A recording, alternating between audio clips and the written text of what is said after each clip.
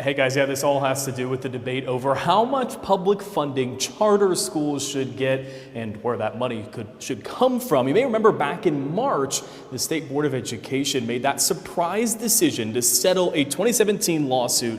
That decision essentially would have sought to equalize funding between charter schools, including virtual ones, and traditional public schools.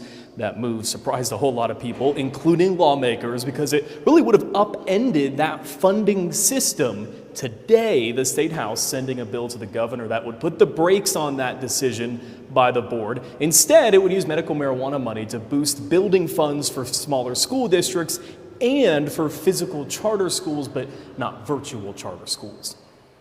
What would happen if we don't pass this bill is those dependent school districts and independent public school districts throughout the state would start sending checks every month to statewide virtual charter schools based on the number of students within their county or within their school district.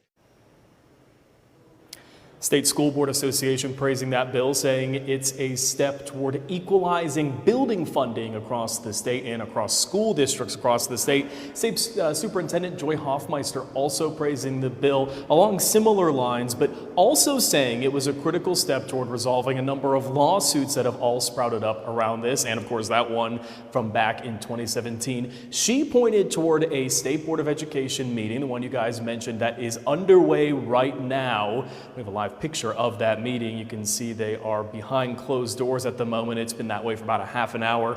They are now discussing whether to take back that settlement decision that they made back in March. That's the one that created all that controversy. That discussion underway behind closed doors right now. We will continue to watch that meeting, see what the Board of Education decides, and of course we'll be watching to see if the governor signs that bill I told you about as well. At the Capitol, Dylan Richards, KOCO 5 News.